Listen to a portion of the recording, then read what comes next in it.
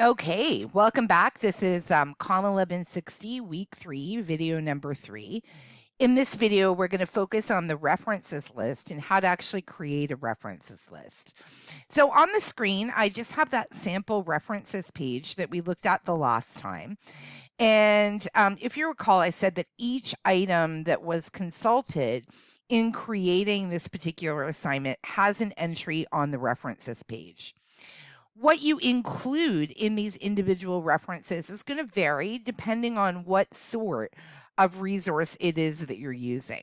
I'm just going to switch over to PowerPoint here, and I'm going to bring you through some information about the references list and the formatting that you're going to do for it. So the references list always is the last page of your paper, and it's on a separate page. It's still going to have the running head and the page number. Okay, so you keep that consistent.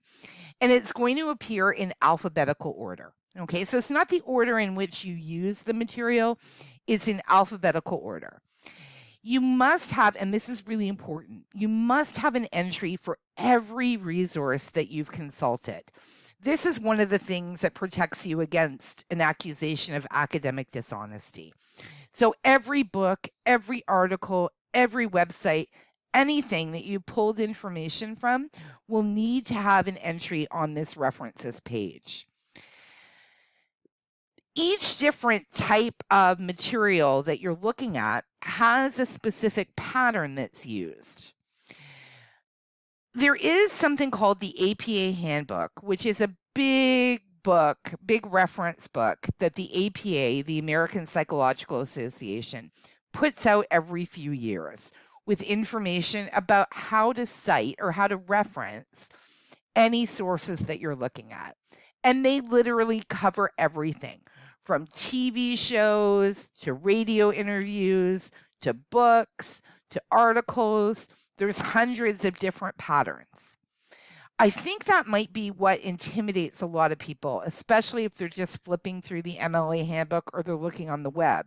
It seems like there's endless pattern after pattern to be able to follow. But the good news is, generally, you're only going to be looking at 3 different types of information. You're going to be looking at books and ebooks, you're going to be looking at the web, and you're going to be looking at journal articles. Okay, you may sometimes use the films on demand, right? Remember, that's a valuable service as well. But we're going to focus on the 3 big ones: books and ebooks, journal articles, and websites.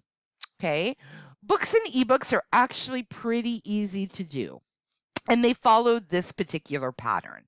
So you're going to look at the authors. I'm going to draw again here in red. You're going to include the author's last name, followed by a comma, and then their initials. Okay. If they have one initial, you include one initial. If they have multiple initials, you include multiple initials. If you know the author's full first name, you do not include it. So APA works on initials only. After the last initial, you're going to put in a period and then a space and then a bracket, and you're going to put in the year of publication for the particular book, close the bracket, period. The next thing that comes up is the title of the book. Okay. Notice this is in italics, and it only takes an uppercase on the first letter of the first word of the title. Everything else is lowercase, unless you have, again, what they call interior punctuation, in which case you capitalize right after the punctuation, or you have a proper noun. Okay, and just as a reminder, proper nouns are names of official given names of persons, places, and things. So if, for example, if you look at this bottom example, if this were the elements of library research in Canada, you would have a big C on Canada, okay, because it's a proper noun. Otherwise, everything is lowercase. Then a period after the title of the book, another space, and then the name of the publisher that put out the book. So let's take a look down here at this example. Take a look down here at this example, and we'll go through the different elements, okay, of the references entry. So this author's last name is George. Then we have a comma. Then the initials are MW. So M period space, W period space. Bracket, 2008, which is the year of publication of the book. Close the bracket, period. The title of the book is The Elements of Library Research, What Every Student Needs to Know. Again, check, it's in italics. It's only capitalizing the first letter of the first word, and then the first letter of the first word after the interior punctuation, followed by a period. The next line is where we have the name of the publisher. Okay, if I were doing this officially, I would need to tab this in 1, okay, because it's the second line of an entry. So tab times 1. Okay. Other information about the book you may come across. So when you're looking at the entry in the library for the particular book, you may see different numbers, you may see additional information. You don't include it. So APA says the only thing you include is the author name, the year of publication, the title of the book, and then the publisher. I'm going to get you to give it a try. Okay, so grab some scrap paper or open up a document in Word. And I'm going to ask you to pause the video and look at some information that I pulled from the library catalog. Okay, try to write up a references entry for this information. So I found a book. The title of the book is Labors of Love, Nursing Homes and the Structures of Care Work. The author's name is Jason Rodriguez. The publisher is New York University Press. This number, the ISBN number, is the number that they use at the library. And the date of publication was 01/01/2014. Pause the video, give it a try, and then on our next screen, when we come back in the video, you'll see the answer. Okay, so hopefully you've given that a try, and I'm going to get you to compare what you've written against the correct entry. So I have the author's last name, followed by a comma, and then the author's first initial, J, period, space, a bracket, and the year 2014. Even though the library catalog told me it was published on January 1st of 2014, I don't include that extra information. I simply put in the year of publication. Next up, I have the title of the book, Labors of Love, Nursing Homes and the Structures of Care Work. Everything is lowercase except for the L on labors and the N on nursing. I then have a period, and then I have the name of the publisher, followed by a period. How was your work? Hopefully, you were able to pull all of the relevant information. If you didn't get this correct, go back, try it again, okay? Because again, the more practice you do with the APA, the easier this gets. The next thing we're going to take a look at are entries for journal articles. And I'm going to warn you that these are a little more complicated because you're including more information for journal articles than you would for a book.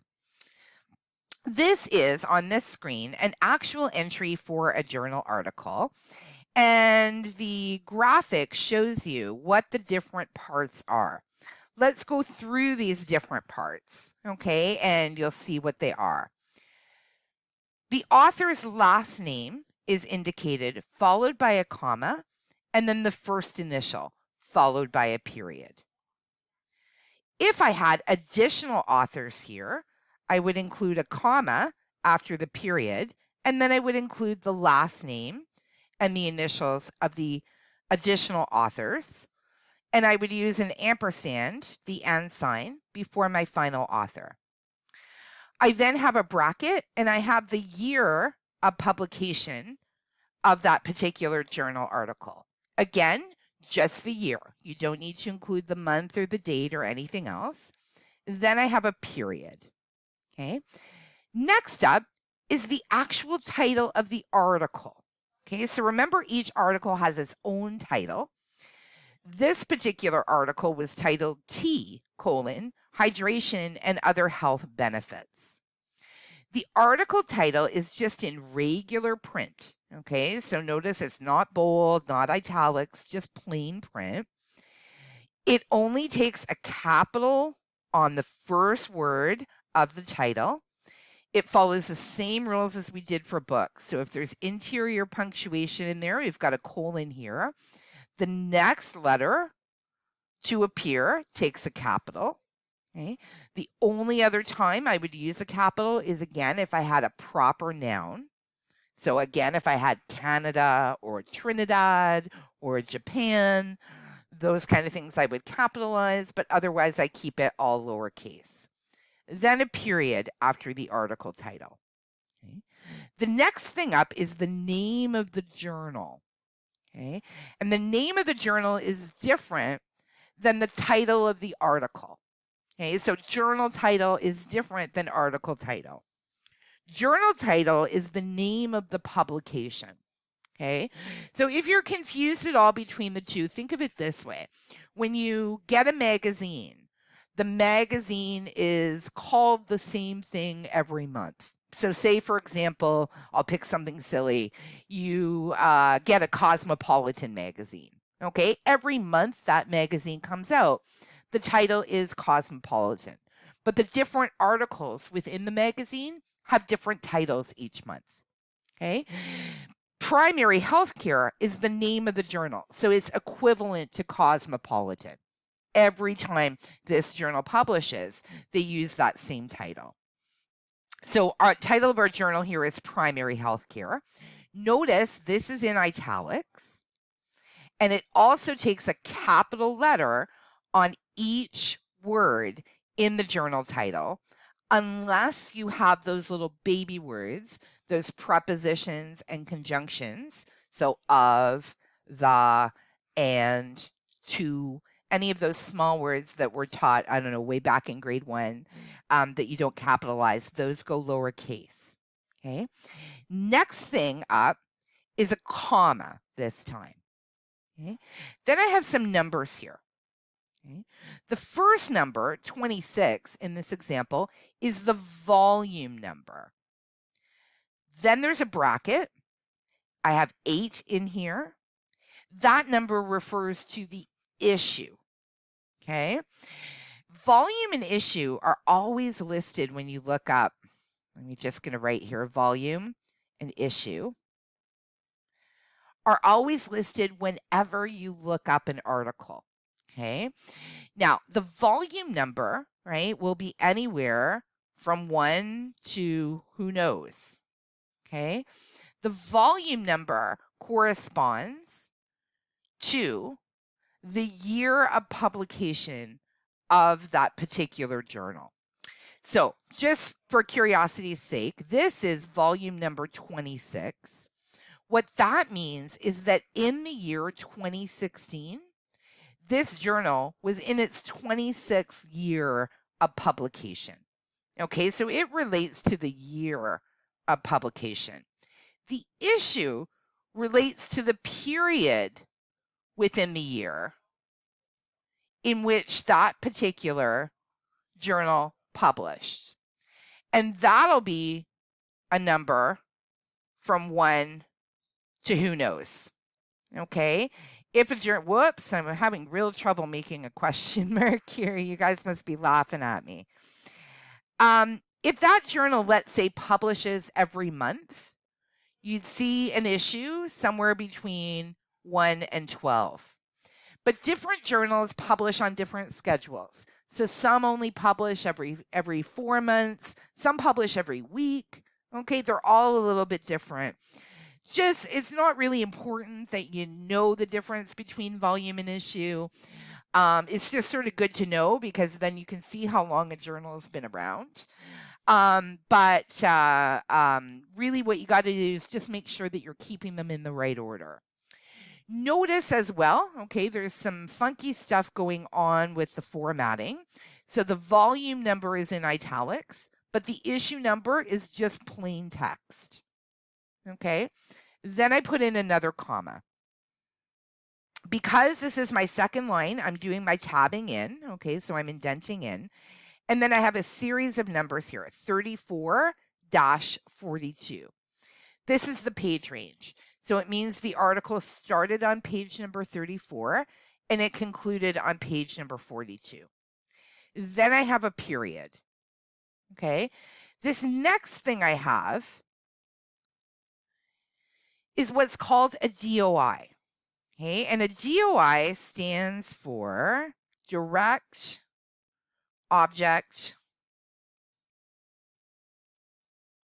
I do write better than this, by the way. It's just very hard to write on the screen. Identifier, direct object identifier. And what it is a link or a series of letters and numbers that identify that particular article. Okay, so think of it like a UPC code. When you buy a product, right? Every product has its own UPC code that's a series of numbers and it identifies that specific product. The DOI is the same type of idea, but it's a link or a series of letters and numbers that identifies that particular article. Okay, now here is the sort of complicating part. Not all journals have DOIs. They only started doing DOIs maybe about 10 years ago. So not every journal has started using them. This makes it a bit complicated because sometimes you'll see articles that have them, sometimes they won't. If you don't have one, you just don't include it. Okay, so imagine this one did not have a DOI number.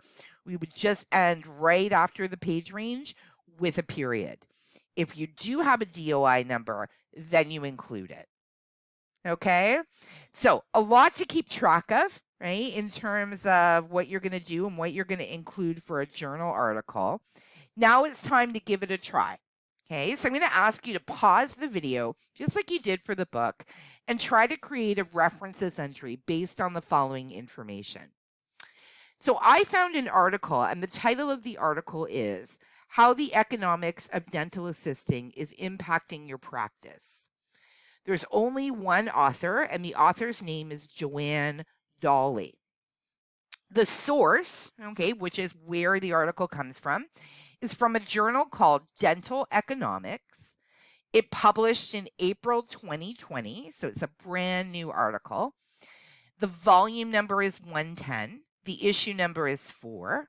It started on page 12 and it ended on page 14. The document type, journal article. Okay. Again, remember that not necessarily all of this info is required for your references list. So go back, take a look at the previous screen, follow along with the example, and try to create a references entry for this particular journal article. On the next screen, I'll show you the correct answer.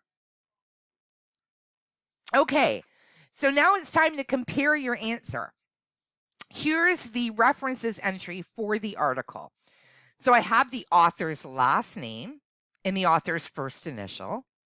I have the year of publication in a bracket. I have the article title here.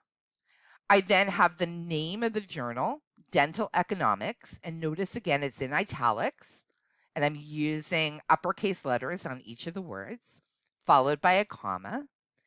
Then I have the volume in italics, the issue in plain text.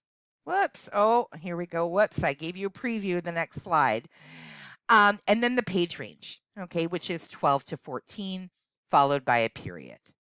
And I did it again. It's very hard to work with this pen here. Okay, so I ruined my surprise. I want to show you something that I'm hoping will change your life. So it is difficult to do journal articles, right? You've already had an experience now trying it. There is a cheat, okay? Now this is top secret. I'm going to show you how to cheat with APA for journal articles.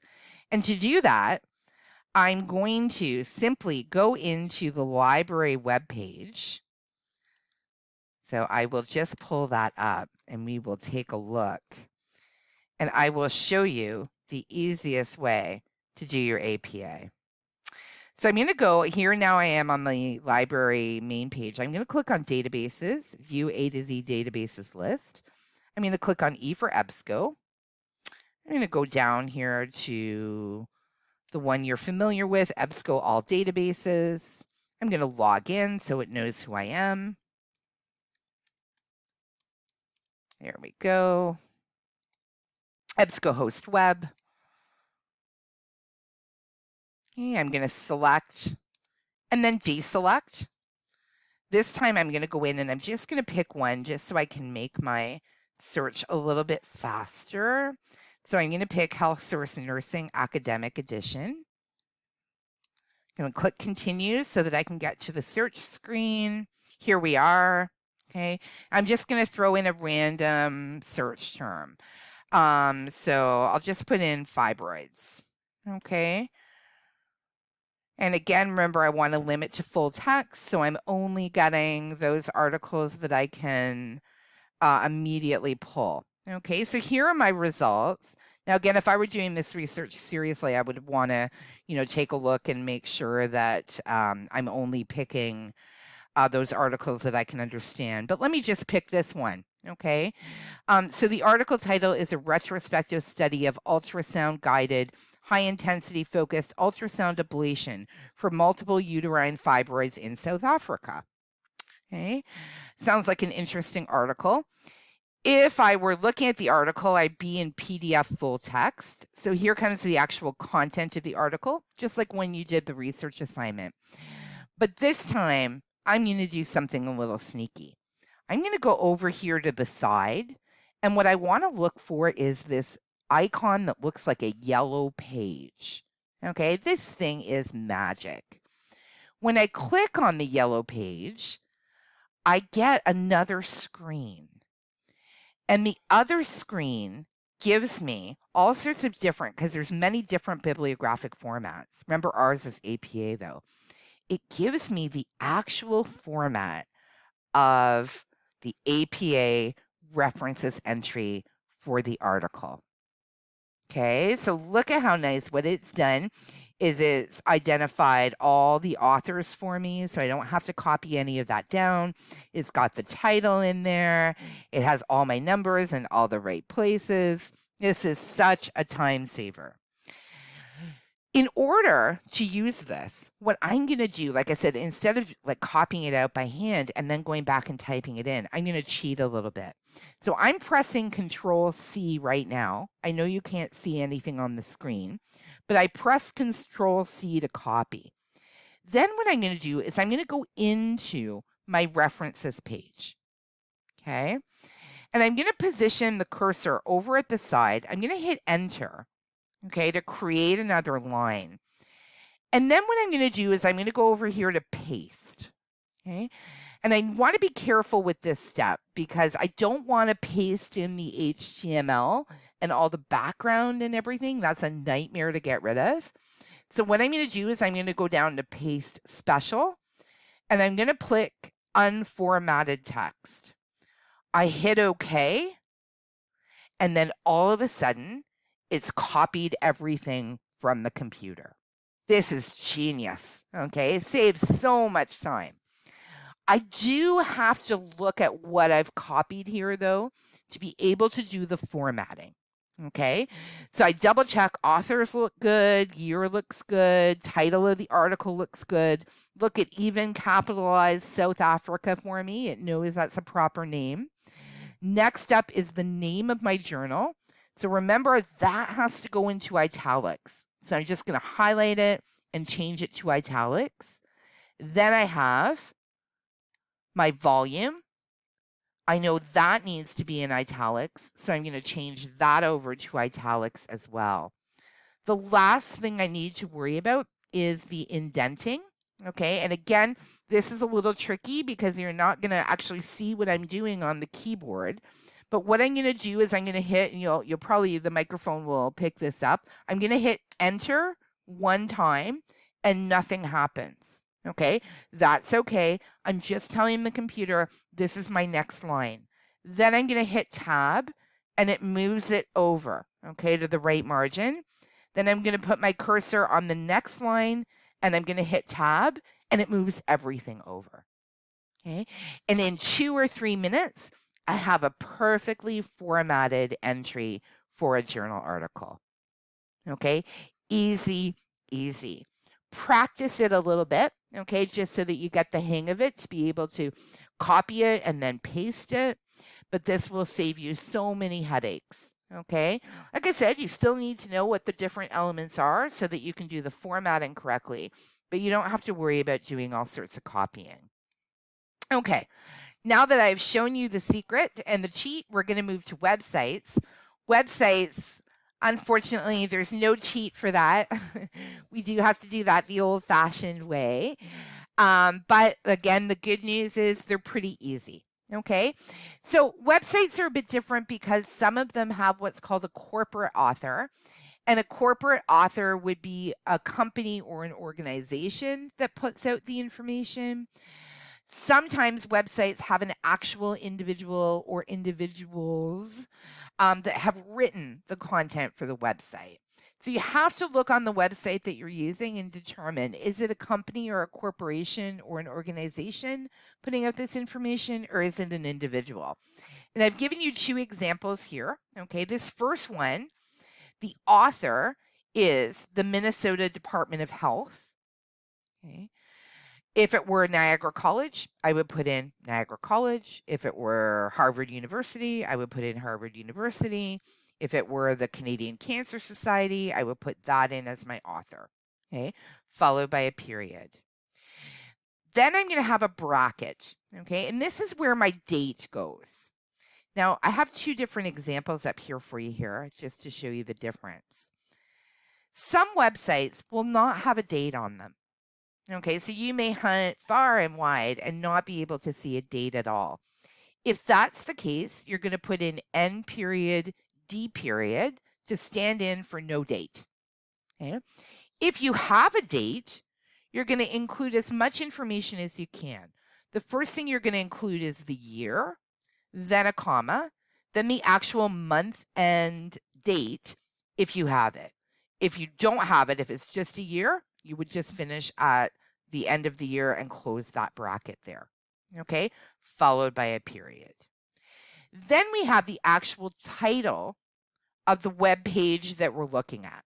Okay, so this one is Workplace Wellness, Making Good Health a Priority at Work. This next example is What Teachers Should Know About Dysgraphia. Okay, not the title of the main website, but the title of the actual individual page that you're looking at. So, you know, on the web, I'll just use Niagara College as an example. We'll take a look at their website. Let's say we were using Niagara College as our example. Here's the main page for Niagara College. Okay, but let's say, for example, I go and I look at this page about OSAP. What I'm going to use is the actual title of this individual page, which is Ontario Student Assistant Program, OSAP. Okay, so make sure when you're doing your websites that you include the actual page. And in our fake one, I've given you some examples. So I've given an example from Niagara College, and I've given an example from Northern College. So you can look at those as well, okay, when you're doing websites. Okay, that was a lot of information and a longer video chunk that we normally use. You definitely deserve some candy or a cup of coffee after sitting through this. In our next video, we're going to go over again using the template a little bit, so creating a references page with the template, and then we'll start talking about the next assignment that's due. Talk to you in our next video. Bye for now.